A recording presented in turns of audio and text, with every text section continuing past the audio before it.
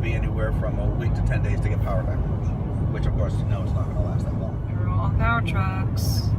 So he was asking if he thinks we made the right decision by getting out. That's what I said. When the eye of the storm was going to hit Tampa, that's when my wife said we're leaving. Quite honestly, Police report ahead. I thought she would meow for 8 straight hours.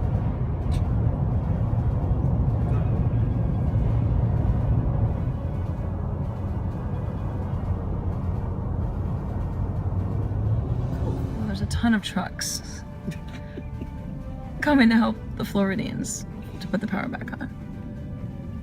I'd say there's about 100 trucks. And they're all back there. And they have a no-cost, low-cost vasectomy. I saw that too. No needle, no scalpel. Ooh. No cost. There you go. There's the sign of the day.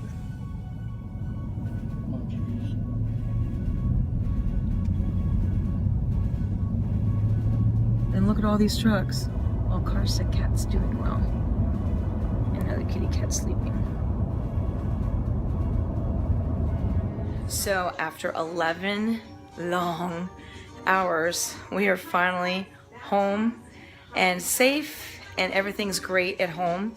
From after we evacuated, we were very lucky in that the eye did not end up going over Tampa. It ended up going 45 minutes to the east of us in a town called Lakeland in Polk County. So we do have some damage outside, which I will show you.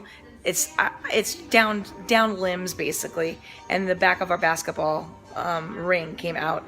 It's dark out now, so I'll have to show you that in the morning.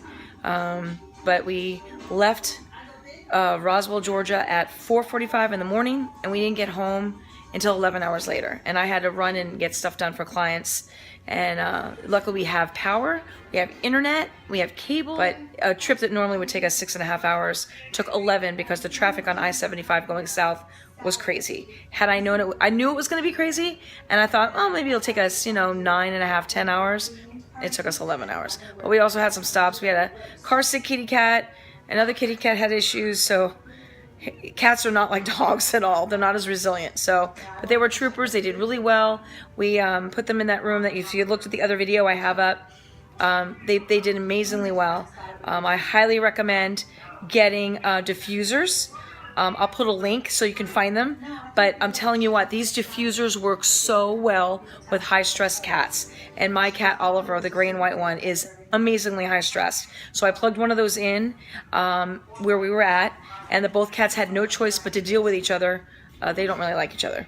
And they didn't fight, and Oliver didn't pee anywhere, which he sometimes likes to do to spray his territory. And none of that happened. And that diffuser totally worked, and because it was a small room, it worked even better, I think, than it does here at home. So thank goodness everything's fine. Most of my friends have power, or they just got power back. I do have a friend in Pinellas County, which is closer to the beach, in Palm Harbor. She doesn't have power yet, and that's a different power company. We're Tampa Electric, and over there they use Duke. But I'm just thankful that everyone I know is doing okay. My cousin from Naples, she heard that her neighborhood might have power back, so they're gonna leave Orlando tomorrow. It looks like the damage there might also be minimal, which is great. Their street was definitely flooded, but they don't think it got into the house. So everyone's breathing a sigh of the relief. We thank everyone for all of your support out there from other states. If you have not been through a major crisis like this, it is extremely stressful, as you can see from some of my other videos. I was pretty stressed out. Thankfully, I'm happy, everything's great, and I'll show you the damage. Okay, so it's the morning after we got home. We were just so exhausted yesterday that we didn't clean up the yard. The mail actually came. That was kind of cool. We've got some sticks in the yard, some big sticks. This tree is a lot stronger than I thought. This is the tree that I was worried about. So it looks like we got some branches, so nothing major bad. Palm tree did really well. These palm trees are so resilient to Florida. It's amazing how well they do. I don't even see palm fronds on the ground. I do, however, see that the neighbor's dilapidated fence has pieces missing. And that's not surprising. So that needs to be fixed.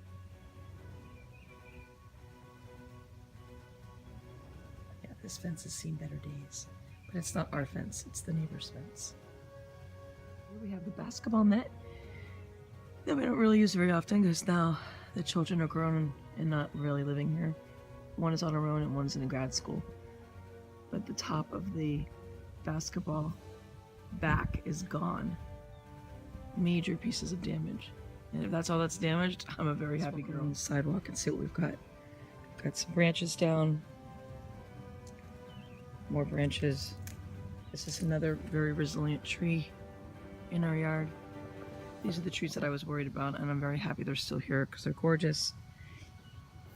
And they give our yard shade. Palm trees did really well. I don't even see palm fronds on the ground.